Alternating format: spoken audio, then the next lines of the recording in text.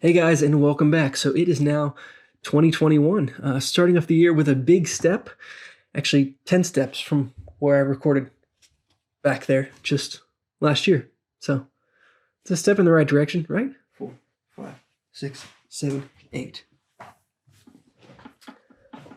8 steps. It's close enough.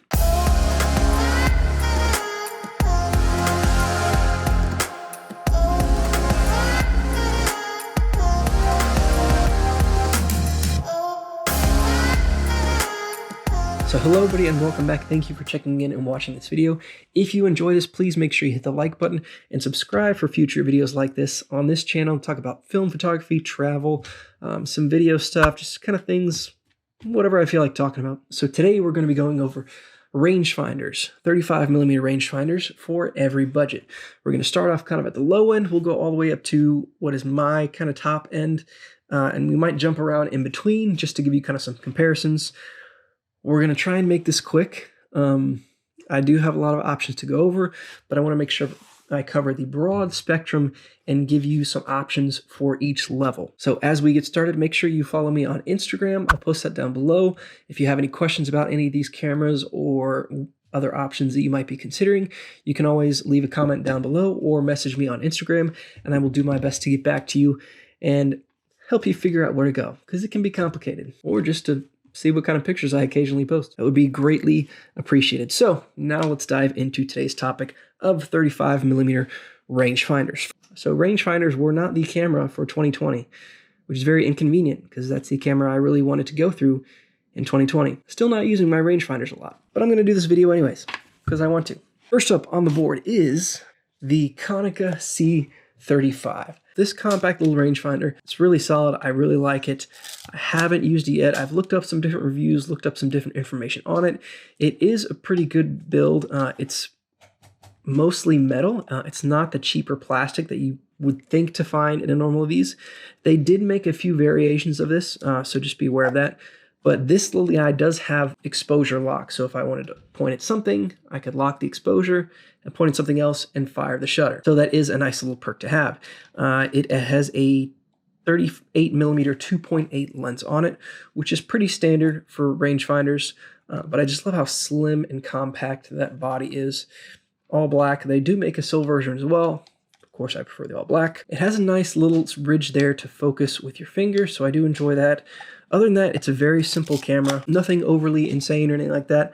The viewfinder, for being this size, the viewfinder is actually not a bad size, as you can see there. A good field of view on the camera. That's nice. Now, this is going to be on the lower end. These can go anywhere from 20 to 40, 50 bucks. Just make sure you get one that actually works. Being that this is technically a lower end camera, you want to make sure that you do your research and get one that is functioning, because most often they aren't taken care of as well. Some similar cameras to this are going to be things like the Olympus 35 RC, the Minolta Highmatic, the Yashica Lynx. Those are going to be cameras that are kind of similar in this realm as far as compact rangefinders, and about that same price. I do think this is a better build than those other ones, so I would consider this before looking into those other ones. So that's going to be on the lower end of about $40, the compact rangefinders. Now this one's a little funky. This isn't going to be for everybody. I actually have shot with this. This is a Braun Paxette. It's not easy and quick. I'll just say that. If you're looking for something really different, something fun, something just to kind of take around, it is heavy, but it has a cool classic look to it with all that chrome, and it's kind of fun to shoot. It is a 2-stroke, which is different as well. Your shutter speed is, or your shutter is right there. Aperture is up here on front end, shutter speed here. Nothing overly complex. It has a very small viewfinder. Unfortunately, that is a big downside of this. You can see there, it's not exactly big and bright like the C35 we just looked at. Nonetheless, once you look into it, it actually isn't that bad. It's got nice bright lines for viewing, which I was a little bit surprised at. The focus patch isn't that great, and it's pretty small, and that's my closest focusing distance with about 4 feet. It is a cool camera. I enjoy it. Not something you would take around every day, but it is going to be rather inexpensive. These, I think you can get around the same price point, everywhere from 30 to 40 bucks. sometimes even cheaper. Upside is it is a older body. It is very much metal and a high quality build. So odds are it's going to last longer than the newer, lighter weight ones that have more bells and whistles. All right, so we're going to get a little bit bigger right now. Now this is the Konica Auto S2. If you don't know about this camera, I have talked about this previously. It is a very inexpensive intro into the rangefinder realm. You can get these from 20 to 40 bucks. It is a very large camera compared to its much smaller relative, the Konica C35, as you can see here. Nonetheless, it is a fantastic camera. They do have their issues as far as build quality, so you do have to make sure you get one that works. And then it's not the easiest to navigate with your shutter speeds and apertures because they're very close together and there's not a lot of grip there to get onto. But it is one of the best viewfinders there is as far as 35mm rangefinders. I mean, if you look at this camera, it's just, the eyesight there is gigantic. I'll show you there. You can see you have your massive viewfinder there, and on the back side, much bigger than the other ones. It's big, bright, very easy to see, very easy to compose and pick your focus. It's just, yeah, that's one of my favorite parts about this, is just how easy it is to figure out your shot. And it has a 45mm 1.8 lens, which is not bad. And Konica glass is really good glass, very underrated. So don't rule out Konica. Now this one's a little different. This isn't very common. This is the Ricoh 500. I've touched on this in previous videos. I haven't done a review on it yet. It will be coming at some point. As I've said before, I've repaired a couple of these recently for Kevin Lucido, and these are different. I like these. They're cool. You have your advanced lever on the bottom here instead of over on the side or on the front, anything like that. It's got this typical leaf shutter to it. It's got a 45mm 2.8 lens, so nothing spectacular, but nonetheless, it is a very standard rangefinder lens. And Ricoh, of course, is another brand that is underrated when it comes to cameras. You do have to be careful about which ones you get, because most often they're not as well taken care of as the more popular name brands like Nikon, Canons, all that things, but nonetheless, Ricoh glass is pretty good. Viewfinder-wise, nothing spectacular. You see it's got a very small hole there for your viewfinder on the front end. It's got like that. Not as good, definitely not as good as the Konica Auto S2, and honestly the C35 might have a bigger viewfinder than this camera. But it does have some nice perks with the film advance. I like that. I think it's quick, easy to have it down there. The focus also very easy. You have two knobs on either side here that you can quickly adjust to pick your focus. Shutter speed and aperture also right there. Easier to navigate than the Auto S2 for sure. And one of the biggest selling points is it has the removable plate for very easy film loading. You just take the whole back plate off. You don't need light seals, any of that stuff. And then you just slide it back on when you're done, lock it on the bottom, and you're good to go. Another thing I don't really like is how loud and not smooth that advanced lever is. Yeah, that's loud. Even the shutter is a little bit louder than I would think, but that advanced lever, and it just kind of skips at the end too. So I'm not a huge fan of that, because with rangefinders, normally you want to be inconspicuous, and that definitely puts a hinder on it with this camera. But it is cool. I do like it. I think it is a viable option. These are not that expensive at all. Build quality wise, I think they're pretty well built. I could be wrong. It is a pretty much metal body. I think that these should last a pretty long time. I think they're pretty well built, which is a nice perk. And for about 45 bucks, solid option. Next, now this is a pretty common one, and a lot of people know about this. This is the Canon QL series. Now, of course, there's the Canon QL1, the Canon QL2. This is just the Canon QL. There's also a version with a 40mm 2.8 lens, which would be significantly cheaper than the 1.7s or the QL2 for sure. These are nice little cameras. They are pretty compact. Build-wise, they're okay, not spectacular, but they are very popular and very capable cameras. Viewfinder-wise, pretty good. This one, I think, just needs to be cleaned. It's a little bit dull, but you can see it's not a bad size on the front end there. It's a nice 40mm 1.7. This one is. I actually have this with 41.7. I have the 42.8. Both of them I got for about 10 bucks at thrift stores respectively. The 2.8 I think goes for about 50. The 1.7 I'm assuming is about 75. I think the QL2, if you're looking for something with more features and things like that, is going to come in at about 120 bucks. It can get a little higher if you want one that's in great condition, but these are solid options. They're going to be more compact, still nice and easy to adjust your focus there. You have aperture and shutter speed here. Fairly easy to adjust as well. Good cameras. We're getting towards the middle to higher end rangefinders. So next up, this is the Olympus 35 SP. I am a big fan of this camera. I've used it a few times whenever I go home for the holidays. This is usually one I will tend to take. It has the 42mm 1.7 lens on it. It is fantastic. I really enjoy this camera. Very similar. Some would compare it directly to the Canon QL series. It is slightly bigger. I've heard that the build quality is slightly better as well. Viewfinder-wise, it is bigger. Of course, it's going to be a little bit brighter. Not dramatically, but nonetheless bigger and brighter. I really do like this one. I prefer this over the QL, and I know a lot of people do.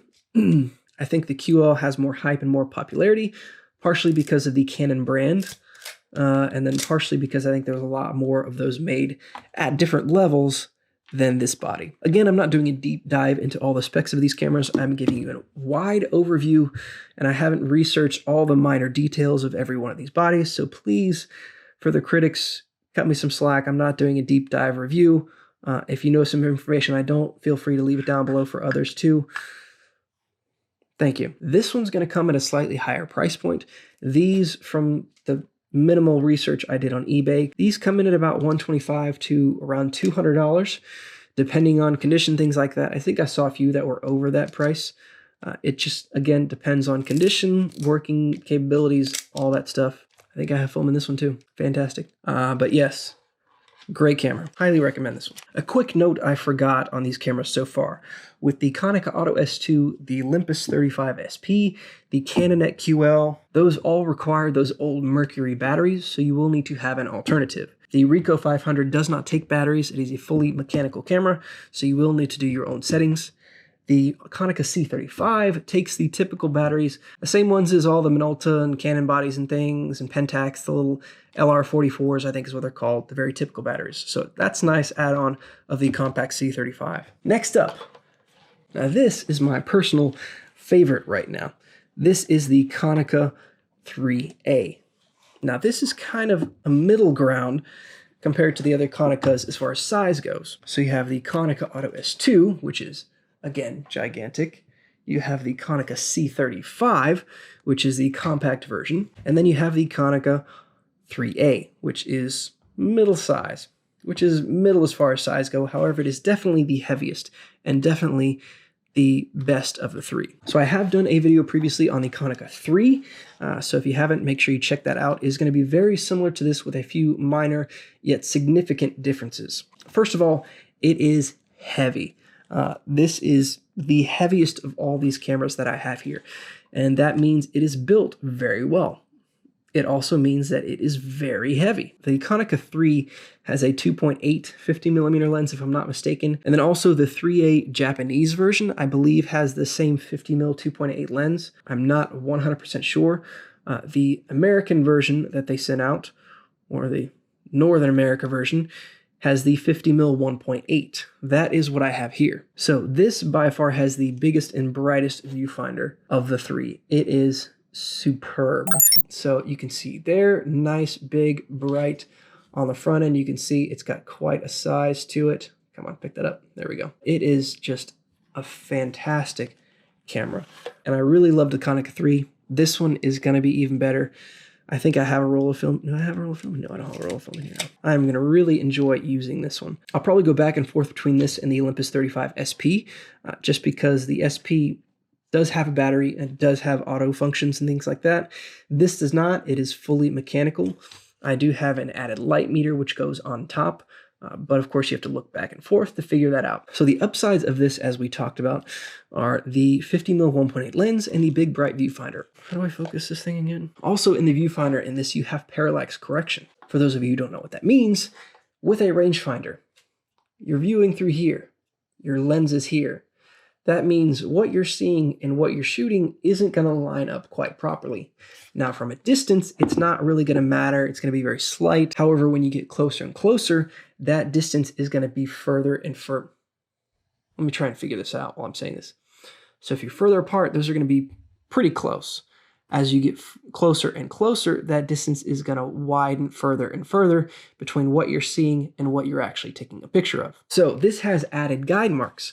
So as you pull your focus closer and closer, those guide marks are going to adjust to tell you what is in frame, which is a very nice perk to have with rangefinders, and something the Konica 3 does not have, but the 3A does. Also, this is a 2-stroke camera on the front, which I really enjoy.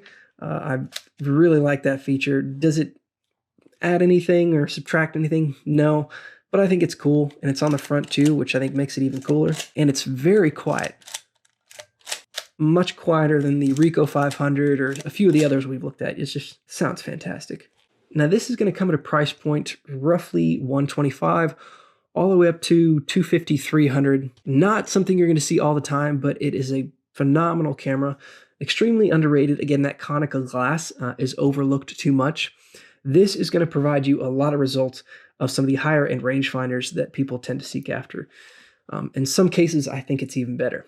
Which brings us to our next and final option. This I'm very excited about. This is the Nikon S3. So this is not actually mine. This is Chris's camera. He decided to let me use it. I don't know why, because he'll probably never get it back. But he puts my collection to shame, and this is one of the reasons why. I think he got this at a pawn shop for like 40 bucks, if I'm not mistaken, which is really frustrating because it's in superb condition. The Nikon S with the 50mm 1.4 lens on it. I think this goes from anywhere from $500 to $1,500, depending on the model. I think there's the S1, the S2, and the S3. Again, I don't know all the specifics. I haven't done all the research on this, so cut me some slack. And of course, then they remade the Nikon S, I think in the 90s or something, which is not the original. The originals, of course, are much more valuable, much more sought after than the later reproduction run. But this is a removable lens, so that lens pops right out. And I'm not sure what all lenses are available for this because it is a very unique mount. So I'm sure your options are limited, and I'm sure they are very sought after and very popular, very expensive. So upsides to this compared to the Konica 3A that we just looked at. This has the 50mm 1.4 lens, whereas the Konica 3 had the 50mm 1.8 lens. So you do get an extra stop in there. You get more of that bokeh-liciousness that everybody wants. The shutter speed on this goes up to 1,000. With the Konica 3A, you only go up to 500. So again, you get an extra stop there as well. A superb camera. Again, with this, you do not have an internal meter. You have to mount an external meter. But big difference here is with the viewfinder on the Nikon S, it is amazing. It is bright, not as big though as the Konica 3A, but it is nice, bright. You can actually see right there, just from there, you can see the lines on that viewfinder and how bright they are. Put it right there, that's where it's picking up. Yeah, you can see the lines in there. That's how bright the viewfinder is. So it's spectacular. However, you do not get parallax correction on this camera. And at the price point that this is at, you would think you would, but you do not. Another annoyance I have with this is that you have this little notch here, which is to kind of adjust your focus. So that is cool. However, it is not quick at all. It's just, I don't know if it's just not big enough or what it is, but I don't like it. It's much quicker for me to do it on the lens here. The issue with that is you have the aperture on the lens as well. So if I try and turn the aperture, it just turns the whole lens, which is just changing my focus. So I actually have to hold this gear down to adjust my aperture that way. Again, I haven't shot with this yet, so I'm not all the way up on all the functions. I will be doing an in-depth review of this for sure. I'm really excited to shoot this one. I've always kind of wanted one of these, but now that I have one in my hands, I'm a little disappointed with it compared to the Konica 3A. So is this worth the added price point compared to the Konica 3A? The Konica 3A can get you probably almost as good a results as you can get with this Nikon S. Yes, you have the Nikon glass, you have that 50mm 1.4, which is superb, but I think you could achieve most of the results of this camera with the much less expensive Konica IIIA. That being said, of course, this has features you can't get with the other one. It has interchangeable lenses, has the extra stop of light, has the extra shutter speed. It is a Nikon, which is always an added bonus when it comes to film cameras. So this is the top of the line model for my suggestions. Could you go something like Leica and Voigtlander and get even more expensive? Yes, you could, and you'd be just like everybody else. Do you really want to do that? Me personally, no. Will I ever own a Leica? Unless I get a really good deal on one, I'm not seeing it. So that is going to wrap it up on our rangefinder selections. We went from budget all the way up to expensive and gave you options in between. Now, of course, there are a lot more cameras that we could have discussed, which we did not. Again, these are just ones that I've personally held in my hands, so I feel a little bit more comfortable talking about them. Could have gone over other Olympuses, I'm sure. The Canon P we didn't talk about, which is a pretty good rangefinder as well. Also interchangeable lenses. Similar to the Nikon S, not up to that par. The Canon P, I think you can get those for about $100, give or take. So there are plenty of other options, but this is a good starting point, I think. So this gives you options to fit your budget. Personally, if you don't need a built-in light meter, things like that, I would go with the Konica series, the Konica IIIA, Konica 3, things like that. The S2 is a nice inexpensive version. Now, if you find a Konica S3, that is leaps and bounds better than the S2, and it corrected a lot of the issues they had with the S2. It is also $300-$400 too, if I'm not mistaken. So you're going from $40 to $300-$400. So they must have corrected a lot. But that is all I have. Just make sure you do your research, figure out what works best for your budget and what your needs are. If you need something with an internal meter, maybe go the Canon QL route or the Olympus 35 SP. Or if you want something really compact and conspicuous, maybe the C35 is for you. Nonetheless, this will give you a starting point. So if you have questions, again, feel free to reach out to me on Instagram or just leave a comment down below. Thanks for watching, and I will see you in the next video.